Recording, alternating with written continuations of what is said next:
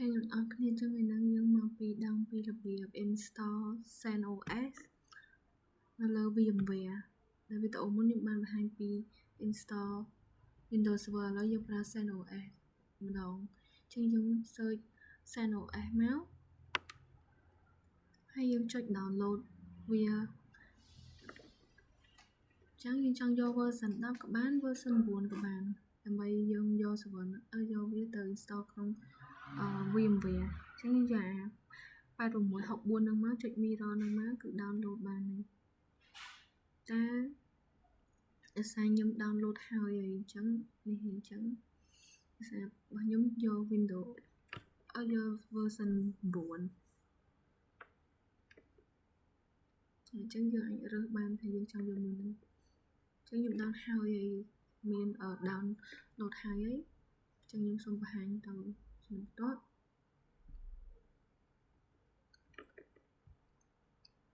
អញ្ចឹងយើងចូលមក VMware យើងដើម្បីទៅឡើង CentOS របស់យើងហ្នឹងអញ្ចឹងយើងចុចកន្លែង create new មកយើងចុច recommend ហ្នឹងហើយរើស browser ដែលយើងទៅ install ហ្នឹងហើយយើងដាក់ឈ្មោះ server របស់យើងចឹងខ្ញុំ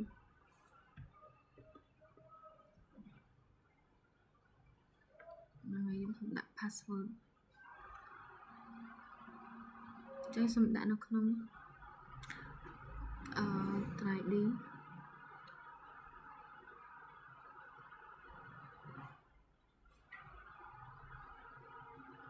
ចឹងខ្ញុំសូម rename ក្នុងវាសារឈ្មោះវាញ៉េពេកចុចនេះទៅ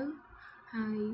អូខេ maximum D យើងយកប៉ុណ្ណឹងទៅតាមការ recommend របស់វាទៅសារវាអត់សូវ sim ធំអីច្រើនទេ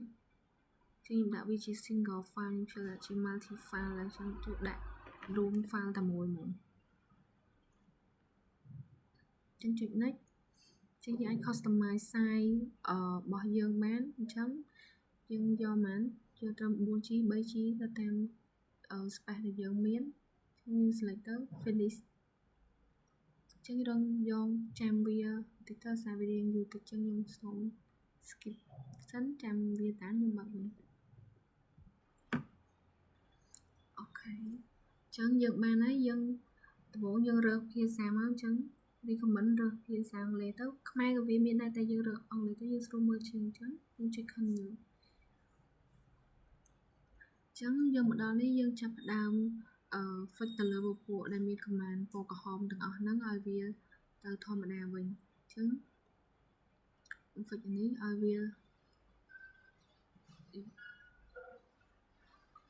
យើងជួយវាដាក់នៅហើយមួយទៀតខ្ញុំធ្វើការ set password ទៅឲ្យ root user អញ្ចឹងយើង set password ដើម្បីវា secure អញ្ចឹង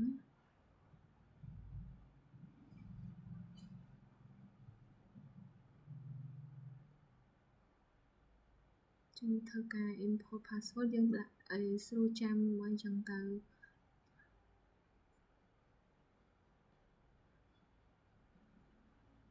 ហើយយើងយកជា root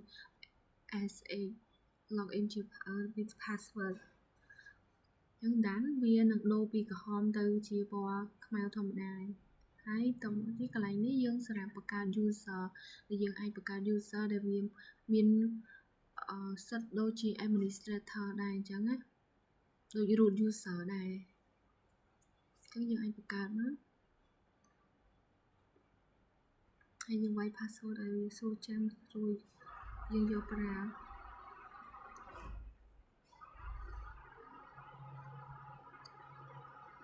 ពេលយើងចុចតាមមកគឺហើយចឹងកន្លែងនេះគឺសម្រាប់យើងរើស server ចឹងយើងត្រូវយកវាជា server អត់យកជា GUI ព្រោះអីវាពិបាកប្រើយើងប្រើជា server ដែលយើងប្រើជា command line ទាំងអស់ហ្មងបើ GUI យើងមាន GUI សម្រាប់ចុចស្អីទៅវា slow ចឹងទៅហើយណាមួយប្រើជា server វាល្អជាងចឹងយើងចុចតាមហើយយើង begin install ចឹងអានេះក៏រៀងយូរដែរយើងចាំមានតិចទៅ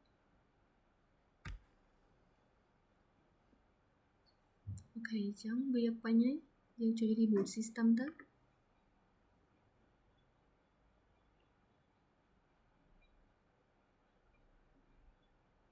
ចឹងចាំវា process ទៅលើ system